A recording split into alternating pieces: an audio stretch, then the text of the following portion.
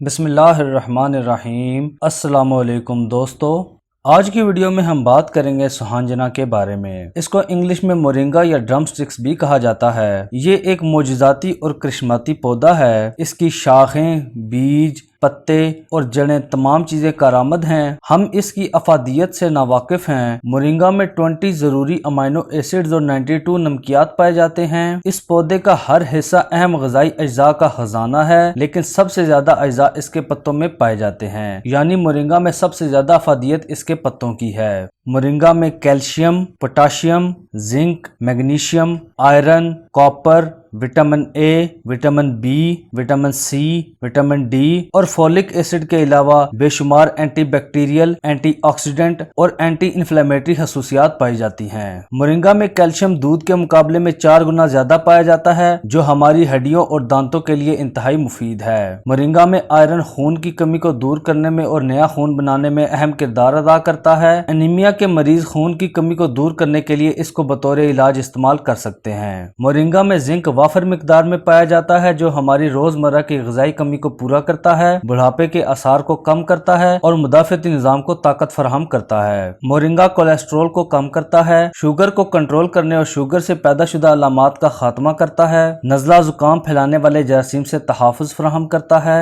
Moringa میں موجود potassium دماغ اور اعصاب کو طاقت دیتا ہے۔ اس میں موجود وٹامن اے آنکھوں کی بیماریوں میں انتہائی مفید ہے۔ مورنگا میں پوٹاشیم کیلے کے مقابلے میں 3 گنا زیادہ پایا جاتا ہے، دہی کے مقابلے میں 2 گنا زیادہ پروٹین پائی جاتی ہے، پالک کے مقابلے میں 9 گنا زیادہ آئرن پائی جاتی ہے، گاجر کے مقابلے میں 4 گنا زیادہ وٹامن اے پایا جاتا ہے، جو کے مقابلے میں 4 گنا زیادہ فائبر پایا جاتا ہے اور بادام کے مقابلے میں 3 گنا زیادہ وٹامن ای پایا جاتا ہے، جو قوت باہ بڑھانے میں مددگار ہے۔ الغرض ہم اس پودے کو سپر فوڈ کہہ سکتے ہیں۔ دوستو، اب آپ کو بتاتے ہیں کہ آپ اس پودے کو کس طرح استعمال کر سکتے ہیں۔ سوہانجنا کے درخت سے پتے توڑ کر سایہ میں خشک کر لیں۔ ان پتوں کو اچھی طرح دھو کر دوبارہ سایہ میں خشک کر لیں۔ جب پتے خشک ہو جائیں تو انہیں گرائنڈ کر کے ان کا پاؤڈر بنا لیں اور اس پاؤڈر کو کسی ایئر ٹائٹ جار میں محفوظ کر لیں۔ صبح نہار منہ 1.5 کپ پانی میں 1 چمچ سوہانجنا کا سفوف جو آپ نے تیار کیا ہے ڈال دیں۔ اب اس پانی کو اس طرح گرم کریں کہ 1 کپ پانی باقی رہ جائے، پھر اس کو چائے کی طرح چھوٹے چھوٹے گھونٹ لے کر پی لیں۔ 1 ماہ کے مسلسل استعمال سے آپ کا ہائی بلڈ پریشر بالکل ختم ہو جائے گا اور کولیسٹرول بھی کنٹرول ہو جائے گا۔ اگر اس کا استعمال آپ کو کڑوا لگے تو آپ اس میں حسب ضرورت چینی یا شہد ڈال سکتے ہیں۔ اس کے علاوہ اس میں لیموں کا رس بھی شامل کیا جا سکتا ہے۔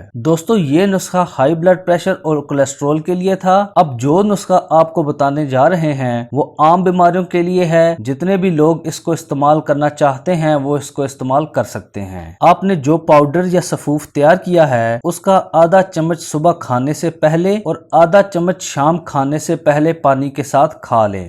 بچوں کے لیے اس کی خوراک عادی کر دیں۔ یہ سفوف آپ کے جسم سے فاسد مادوں کو خارج کر دے گا۔ اگر اس کے استعمال سے آپ کو پیچس لگ جائیں تو اس کی مقدار کم کر لیں۔ دوستو، اب آپ کو اس نسخے کے استعمال کی احتیاطی تدابیر بھی بتاتے ہیں کہ کون لوگ اس کو استعمال کر سکتے ہیں اور کون اس کو استعمال نہیں کر سکتے۔ ایسی خواتین جو حاملہ ہیں وہ اس کو استعمال نہ کریں۔ اس کے استعمال سے ان کا حمل ضائع ہونے کا خطرہ ہو سکتا ہے۔ دودھ پلانے والی مائیں اس کو ضرور استعمال کریں، وہ اس کو استعمال کر سکتی ہیں۔ دوستو، اس ویڈیو میں بتائی گئی خصوصیات کے علاوہ بھی مورنگا کی بہت زیادہ خصوصیات ہیں۔ یہ 300 سے زائد بیماریوں کا علاج ہے، اس لیے آپ اس کو اپنی غذا میں ضرور شامل کریں۔ ہماری دعا ہے کہ اللہ پاک آپ کو اور ہمیں ہر قسم کی بیماری سے دور رکھے، اور ہمارے جو بہن اور بھائی کسی بھی قسم کی بیماری میں مبتلا ہیں، اللہ پاک اپنے حبیب صلی اللہ علیہ وآلہ وسلم کے صدقے ان کو شفا عطا فرمائے۔ ہماری حوصلہ افزائی کے لیے اس چینل کو سبسکرائب ضرور کریں۔ اس ویڈیو کو لائک اور شیئر کرنا نہ بھولیے گا۔ ملتے ہیں اپنی نئی ویڈیو کے ساتھ، تب تک کے لیے اللہ نگہبان۔